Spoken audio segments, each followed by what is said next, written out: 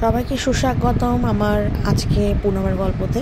আজকে খুব mini blog একটা আমি তৈরি করছি, সেটা হচ্ছে আমার হেয়ার কাটের উপর। আমি কোথায় এসে গেছি সেটা হচ্ছে বিপিন হেয়ার কাটিং, যেটা আমাদের যাদবপুর বিবেকনগর ঝিলপাড়ে, একদম পুকুর পাড়ে, সামনে পুকুরের পুকুর ঝিলপাড়ের অপোজিটেই পার্লার।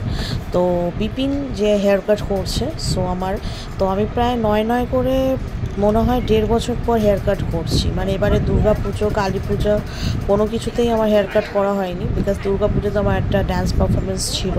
তোমরা যারা আমার ব্লগ দেখো, ফলো করো, তারা জানবে। যার জন্য আমি চুল কাটতে পারিনি। তো তারপরে আর হেয়ার কাটটা করা হয়নি। এবং সেলফ কেয়ার করা তো ছেড়েই দাও, যারা নতুন মা হয়েছো বা আমার মতো এই সময়টা কাটিয়েছে বা কাটাচ্ছ, তারা জানো যে একটা বাচ্চা হওয়ার পর হেয়ার ট্রিটমেন্ট বা স্কিন বা নিজের হেলথের সব কিছু সেকেন্ডারি হয়ে যায়। বাট আমি এখন ভাবলাম যে না, একটু নিজেকে প্যাম্পার করার দরকার, নিজেকে একটু সেলফ কেয়ার করার দরকার। সো আমি চলে এলাম স্যালনে যে হেয়ার কাট করার জন্য। সো সেই হেয়ার কাটিংটা আমি শুরু করবে বিপিন। তো তার আগে আর কি কথা বলছিলাম যে কেমন কী ধরনের কাট পছন্দ, আমার face according to my face cutting কোন হেয়ারটা স্যুট করবে। ও আমাকে বোঝাচ্ছিল যে আমার যা চুলের কন্ডিশন, যেটা ন্যাচারালি আমি জানি যে খুব বাজে কন্ডিশন, সো সেটা নিয়ে আর কথা না বলেও ভালো। বাট ওটাই ও আমার বোঝাচ্ছিল যে হেয়ারটা কী ধরনের হেয়ার কাটিংটা আমার ফেসের সাথে যাবে এবং কোন ধরনের কাট আমি করতে পারবো না, বা যেটা আরও বাজে লাগতে পারে, বা আমার ফেসটাকে হেয়ার কাটিংটা আমার ফেসটাকে ডমিনেট করবে। বাট বিপিন স্যালনটা খুবই ভালো, আমি রেফার করব বিপিন স্যালন, যাদবপুর বিবেকনগর ঝিলের একদম অপোজিটেই ওর স্যালন। এবং ও প্রায় 11-12 বছর হাবিবসে হেয়ার কাট করেছে। আমাদের পালবাজারে একটা ব্রাঞ্চ ছিল আমজাদ হাবিবের, সেখানে ও হেয়ার কাট করতো। তারপর এখনও নিজের স্যালন করেছে। সো আমি অনেক দিন আগেই ভেবেছিলাম যে এখানে আসবো, তো আজকে এসে ফাইনালি হেয়ার কাটটা আমি করেই নিলাম। তো ওর সাথে অনেক গল্প হচ্ছিল বিভিন্ন ছোটোখাটো ব্লগের ব্যাপারে, এইসবের ব্যাপারে। তো ও খুব সুন্দর, ওর হাতের কাজ। আমার হেয়ার কাটিংটা ফাইনালি কি দাঁড়াচ্ছে বা দাঁড়ালো সেটা তো তোমরা দেখতেই পারবে। আমার এই আজকের ব্লগটা একদমই মিনি ব্লগ, 5 মিনিটসের একটা ব্লগ। তো মনে হলো যে অনেক দিন পর যখন নিজেকে একটা সেলফ কেয়ার করছি, অ্যাটলিস্ট হেয়ার কাটিং করছি অনেক দিন পর, প্রায় 1.5 বছর পর, সো কোথাও একটু আমি একটা ছোটো মিনি ব্লগ করি। যারা ফলোয়ার্স বা ফ্রেন্ডস যারা আছো, ফেসবুকে পুনমের গল্প, ইউটিউবে পুনমের গল্প, ফেসবুকে পুনম ঘোষ গুহ আমার প্রোফাইল। তো সেখানে যারা আমার ফলো করো বা আমার ফ্রেন্ডের মাঝেও, তাদের মধ্যে যদি কেউ যাদবপুর বা কাছাকাছি কোথাও থাকো, গড়ফাতে, পালবাজারে, তারা কিন্তু মোটামুটি বিবেকনগর ঝিলের এই পাশে স্যালুনে আসতেই পারো।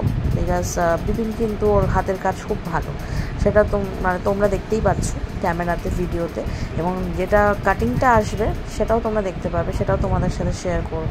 ওর সাথে অনেক কিছু নিয়ে কথা হচ্ছিল, অ্যাবাউট হেয়ার ট্রিটমেন্ট, হেয়ারটাকে কীভাবে ভালো রাখা যায়, সব কিছুই আছে। সেই গল্প করতে করতেই আমি আর কি ব্লগটা ভাবলাম যে না, একটু ভিডিওটা করেই ফেলি, তারপর তোমাদের সামনে একটা ছোট হেয়ার কাটিং ব্লগ হিসেবে নিয়ে আসবো।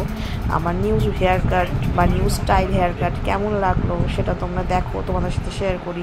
আর কারোর যদি কিছু হেল্প হয়, কেউ যদি মনে করো যে এখানে এসে করাবে, হেয়ার কাটিং প্রাইস কিন্তু একদম এখানে খুবই রিজনেবল।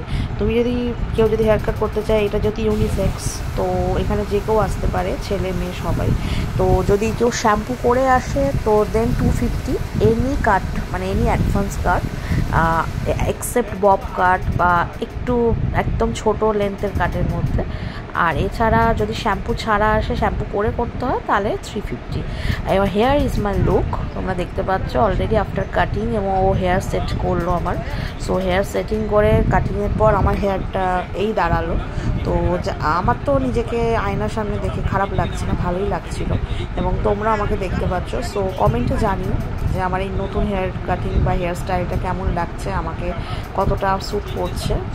আর যদি কেউ মনে করো বিপিনের স্যালুনে এসে বিপিনের হাত থেকে তোমরা চুল কাটাতে চাও বা কোনো রকম হেয়ার ট্রিটমেন্ট তোমরা করাতে চাও, সেগুলো করাতে পারো। বিকজ এখানে আমি যতক্ষণ পার্লারে ছিলাম, স্যালুনে ছিলাম, দেখলাম ওর ভালোই এখানে কাস্টমার ইয়েটা খুবই ভালো, এবং ব্যবহার, আচরণ, কথা সব কিছু। ফাইনালি হেয়ার কাটের পর ফিরছি। আজকের ওয়েদারটা সানি ওয়েদার, ভালোই রোদ ছিল বাইরে। তো যথারীতি ফিরছি, ফিরে এবার বাড়িতে ফিরে এবার মেয়ে আমার হেয়ার কাটটা দেখে কেমন কি রিয়্যাক্ট করে সেটা জানি না, সেটা তোমাদের সাথে শেয়ার করতে পারবো না। তো ন্যাচারালি বলে দিতে পারি যেহেতু আমি পরে ভয়েস ওভার দিই, যে ও বেশ বুঝে গেছে ওর মা একটা কিছু চেঞ্জ হয়েছে এবং ও সেটা খুব আনন্দের সাথে হাসি মুখে অ্যাকসেপ্ট করেছে। ওকে, সবাই আজকের জন্য টাটা। মিনি ব্লগে আবার দেখতে থাকো পুনমের গল্প।